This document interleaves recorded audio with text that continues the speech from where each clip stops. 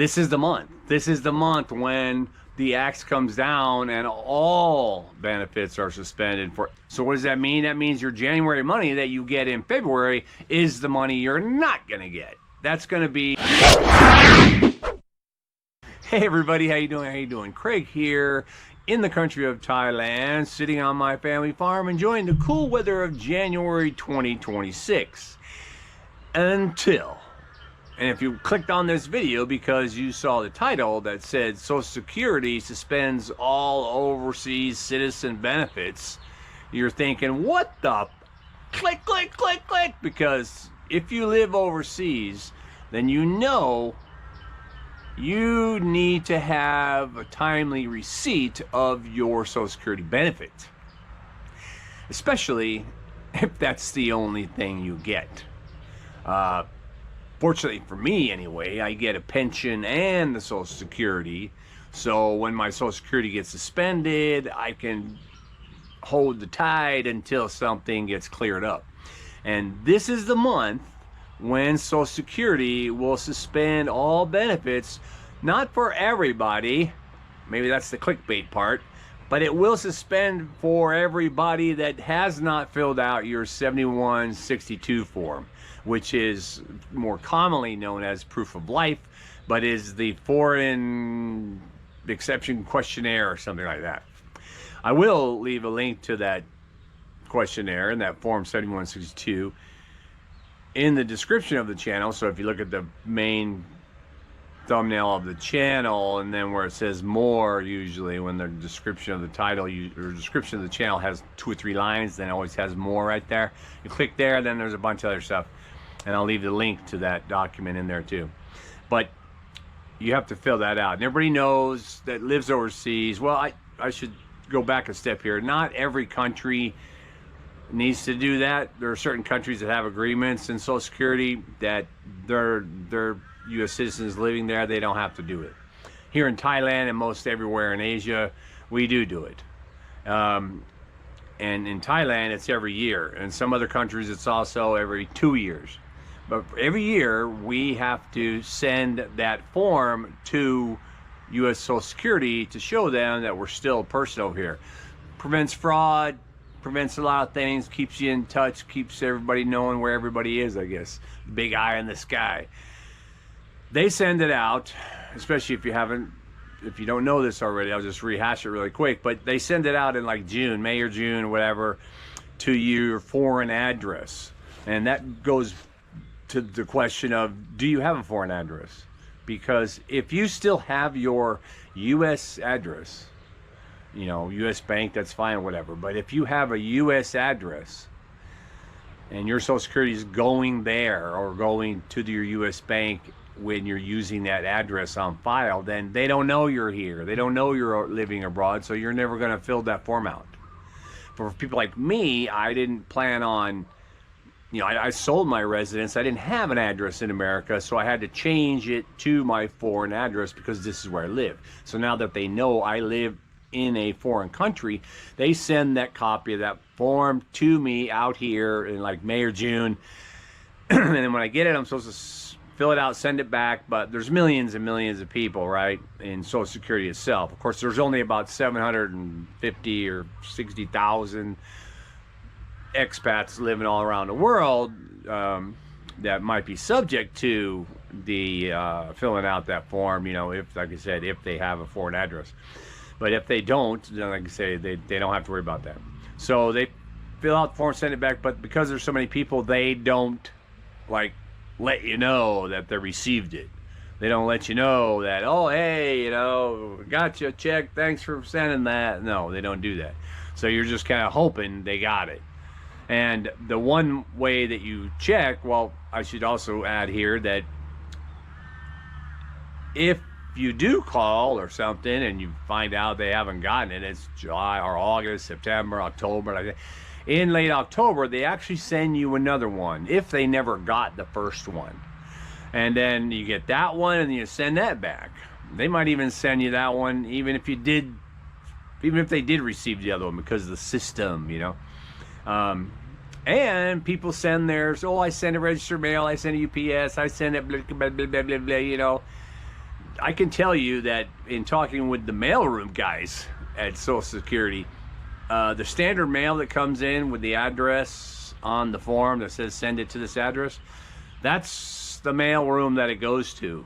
If you're sending it FedEx or Express Mail or something where you require a signature or something, totally different mailroom and probably even more delay, even though it'll say they received it. Yeah, man, they got it really quick. It says right here, you got it. But the guy who's pushing the buttons didn't get it. So you wind up getting suspended, because if they don't receive it, then what happens is you'll get your January money. You'll get money this month because it's January. Why? Because that's from December. January payment is your December money. So what does that mean? That means your January money that you get in February is the money you're not going to get. That's going to be suspended, and you're going to say, shit, why isn't my check here? How can you try and alleviate that or nip it in the bud? Well, for heaven's sake, man, get yourself an SSA.gov account. They pushed it out again this last 2 years, and certainly this past year. You need to go online and get that account. If you don't have it, you're crazy. You know, you got to have that account. Even if you're computer literate, learn one thing, and that's your SSA account. Simple login. Once you establish through login or ID.me, you can get your account. And when you go on your account, like now in January, I go to mine first week of January, and I look to see if my account in little red or black letters, whether it says active. It'll say inactive in red if for some reason they did not get my form. I sent my form. They never sent the form to me, by the way. Never got it this last year in June, never got it in October, whatever. And they don't have a downloadable form for you to fill out and send back to that kind of thing. No, you can download the form. It's available different locations, and I'll also leave like I say, I'll leave a copy of that form in the links. But so I just download the form, I get a copy, I fill it out, I send it to them myself. I send it to them myself in the middle of the summer, like June or whatever, and I send it to them again in October. Just, you know, just to be sure, because like I say, if they don't get it, then you're going to see the word inactive. If you clicked on your account in January, right now, in the first week of January, and you saw the word inactive, then you better get on it and call them, because if you get in touch with them now and catch it right now, you can cut them off, and they'll be able to not let the suspension go through, so you can keep your February payment. But it's going to be tricky, because here in Asia, actually 70 countries, I believe, are serviced by the Manila FBU, or Federal Benefit Unit Office, that's in the U.S. Embassy there. And they only take calls between 8 a.m. and 11 a.m. on Tuesday and Thursday. So you better keep calm. There's a message machine system, click, click, click, and all this and all this. You know, for me, I've been able to talk to them every time, because I cut them off. When I hear that message machine, and it's going to go, and it's going to patch me to ringing, or it's going to patch me to leaving a message or something, I hang up and I dial right back. And maybe I have to dial back 15, 20 times in the morning. So maybe I spend 30, 45 minutes cutting and calling, cutting and calling, cutting and calling. I don't have a problem with that. Some people have a problem with that. They give up. Don't. Just keep calling. You'll get in, and they go, yeah, bro, dude, I see this red inactive on my thing. And the guy goes, okay, well, let me ask you questions. Do you swear to it? Like, yeah, I swear. And then they'll ask you the questions, which is only like 4 questions of the whole thing, which makes it even more ridiculous for me that we even have to do it. But he'll attest. You'll be able to attest to it over the phone with that person, and then you're clear. The earlier last year, or the middle of last year, or late last year, whatever it was, when there was that big problem with the U.S. mail, where, you know, they're saying, oh, you can't send any packages anymore, but, you know, they're saying, oh, you'll still be able to send letter mail and mail that's worth less than $50 or $100, whatever it was. But many countries balked at that and said, no, dude, you're not going to do the $800 rule anymore like that. And then fuck it, we're not going to send anything. So Thailand was one of those countries. We weren't even sending paper mail. So that created a big kerfuffle, right? So what happens is Manila sends out a memo that says, hey, y'all, instead of sending that form to them in, you know, Washington or wherever, you can all send your forms to here now. So now you can send it to Manila, because you don't send it to Manila, they don't want it. But now they said you can, so you would send it to them. And now I guess maybe they've cleared up some of the mail. I don't know if they're going there and there, but I know that for many of you, if you're on Social Security only and you're watching this video and you're gonna go click on your SSA account, you see that red inactive, you're going to be bummed because you're suspended. That's what that means. You won't get the notice. You'll be lucky if you get a letter, but it'll actually say within your messages of the SSA account. So, and if you've never been SSA and you don't know what the account is, I'll throw that up here. You can take a look at it. It's a very easy website to navigate through. You can create the account. It's not that hard. There is the third-party ID portion, which you're like holding up with your passport, and the guy can see you with a camera, whatever, something, different things to be able to get that done. But again, it's all doable. If you can't do it, have somebody help you do it, because you know you need to do that. The same with the form. The form is really a yes or no kind of question. Okay. The only time that you were going to change things with respect to the forms, if you got married, right? If you got married while you were here and that changed your status, right? Or you're moving your address and stuff from here, from like we live on this farm, if I move to a different farm or something. But so that you'll have to fill out more, like the backside, I think, of the form or something like that.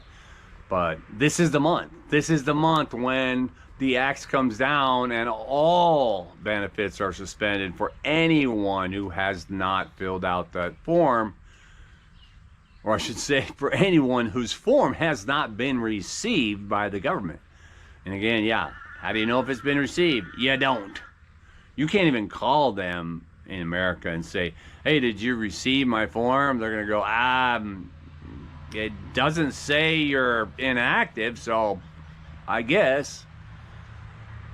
But I wanted to make this video and put this out now because, dude, it was crippling. When it happened to me, I was like, what? I was in shock. It was 3 months went by, because they tell you that once you correct it, that it's like 30 days to be able to, you know, like if you miss that month's payment, it's gonna extend for another month or whatever. And I spent the first month digging around like, what the hell happened?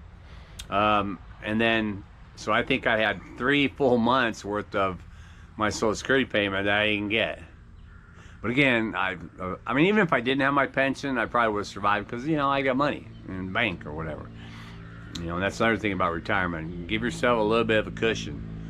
You know, you all got retirement money in the bank, but you should have another bank account with just a little bit of cushion, at least for a few months, that can tide you over until you fix whatever financial problems that might arise. And but the good news is, of course, is that they give you the money back. So I get all that back in one individual lump sum payment, and then the regular payments start again. So I'm waiting. I did check, it did not say inactive on my account, but I'm gonna check again in a couple days. Maybe they're slow. Maybe in the middle of January, all of a sudden it says inactive. And the day that it says inactive, I'm gonna get on it, and I'm gonna be calling Manila to make them attest the form so that I can be active and get my money. Give me my money, because I earned it. Right? I worked, contributed to Social Security, and now they're giving it back to me. So, yeah, for those of you who say Social Security is some kind of gimme benefit or otherwise, you know, freebie or something like that, shut up. But yeah, and there are a few other things for us as expats that we kind of have to be aware of and, you know, be careful about. What's that right there? Is that the light? I'm seeing that. That's the sun coming through there. Let's check it out. Yeah. The sun sets on this side of the farm, and it actually rises on that side. rises over the rice field and the pond. I can chill out there in the morning, chilling, not a care in the world, unless my Social Security payment doesn't come in. Then I'd be like, God damn. Oh, you know, I would hate to have to fly back, spend thousands of dollars to fly back to America to stand all day or 2 or 3 days worth of meeting in line with Social Security office to clear the kind of crap up. You don't want to do that. You don't want to be the person who got suspended like I was. And as a matter of fact, I'll leave links to those, to the video of when I talked about being suspended and stuff. And man, those comments they lit up. So everybody had a story, and lots and lots and lots of stories of being suspended. And I felt bad, man. And some of these guys, oh my God, there's like guys that they're freaking dying, you know, they're 80 years old. They need that money and stuff, and then all of a sudden randomly it gets freaking suspended. You know, I was telling, there were guys in the comments that I was telling, bro, if you need, you know, DM me, you know, I can flow you some cash if it's not gonna, you know, if you're not gonna eat. Because some of these guys are like that. Not everybody is married. I'm married to a Thai citizen, so you know, I'm cool out here, right? But many retirees are just by themselves. They came out abroad because they are living an affordable retirement. They can't afford to retire in America. Ain't happening. But they knew, because they had maybe traveled abroad, or maybe someone told them, dude, come out here and just, you know, you can get a glorious house or apartment or condo or whatever for $400 a month or whatever, and live your life, you know. Social Security, the average Social Security person, the benefit is about $1,800. Yeah, there's some people that get $3,500 or whatever, but that's not the masses. The masses are like in the $1,800 range. And, you know, if you got half of that going out in, you know, if you're spending about $900 for your place to rent and your transportation and this and that, and then, you know, and the other money you're using for food and going out and trying to have a good time, and all of a sudden you got nothing. You know, it doesn't give you a lot of room with $1,800. It doesn't give you a lot of room to save every month, but you got to do it. Save something. I don't care, $100, whatever. Out here, that's 3,200 baht or whatever. Just, or even out here, you know, if I get $100, take 1,000 baht, which is $30 or whatever. Take 1,000 baht from your Social Security money and stick that in a freaking shoebox or a jar or something like that, so that you have that. You're not caught by this crippling suspension of Social Security. It is just crippling. And again, I knew from I made a couple of videos. Actually, I did a follow-up video also from my first video about that. And but again, it still had like 6,000 comments or something, I don't know, and people were genuinely, you know, tied up in it, and, you know, had a lot of investment in their overseas living and life, and it's dependent on Social Security. And, you know, you guys that are saying, oh, well, you know, you're screwed anyway, Social Security is going to be done in, you know, in 2036 or whatever, blah, blah, blah, blah. No, it's not. Of course, I'll be dead probably, so I can't say I told you so. But if you Google, how long have they been saying Social Security is going to be insolvent? Like, you know, in a couple of years. It goes all the way back to like when it started. I think the very first year or something, 1940 or whatever, people were saying, you know, those were those people in the government, both sides or whatever, that were saying, well, Social Security is going to be insolvent in a few years. You got to do something, blah, blah, blah. And you got to raise this like this. A couple of years later, Social Security is going to be insolvent, blah, blah, blah. They've been saying that for decades. Okay, almost 100 years now, right? It started in 1940, right? I believe that was. So, yeah, so I don't believe it. They're not going to let that happen. Even though there's only 750,000 of us overseas living in different countries, there's, you know, cajillions or whatever of people on Social Security in America. I'm just going to let the whole system implode. If for some reason they had to, they'd figure out how to chuck over another $1 billion, or not a billion, probably going to need more than that, another $50 billion into Social Security. That's that would not be uncommon. I mean, we bailed out the banks, right? You guys remember that if you're old enough. If you're a retiree, you should certainly remember when we bailed out the banks, and that was, oh my God, that was billions, trillion, I think, for bailing out the banks when they screwed it all up. It wasn't us, it was them. They screwed that up, and we gave all that money back, or otherwise, you know, shored up all the banks so that, and took a stake. Actually, some of these banks we took like a 30% stake or this or that or whatever, and then later to sell it back or whatever when they became solvent. But it's the same thing. Government is big government. They're not gonna let Social Security fail, so I ain't worried about that. And the other thing, of course, I mean, I'm lucky, right? I have a pension, which further makes me or reassures me that I'm not worried about that. If they took Social Security today, forever,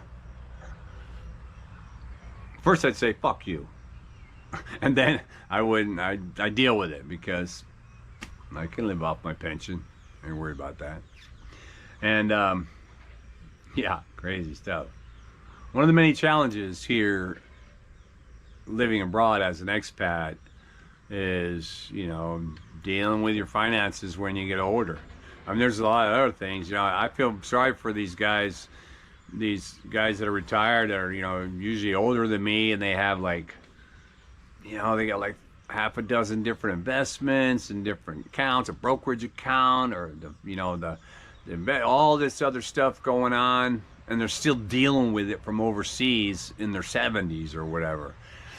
And, you know, if I had any advice in that arena, I would say liquidate everything. Liquidate it all. Put your money in the savings and interest-bearing account if you can, wherever. And when you move abroad, you know, draw off it. Draw off it in the monthly allotment you want to do, or otherwise like that. Because if you did the math, for those of you who have all these investments and stuff, once you liquidated and had all your stuff, you probably say, you know what? Well, gee, I can get an extra $1,000, an extra $2,000 a month for well, for about 15 years. Well, if you're already 70, that's going to be 85 years old. You're going to be dead. So spend the money, man. Spend the money.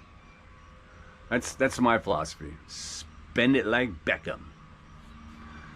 All right, man. Well, hey, hope you got something out of that. Again, I'm going to leave links to the forums and to the government website so that you can click on that and get started. I'll also put the phone number of the Manila office and you know, the hours to call so you don't forget.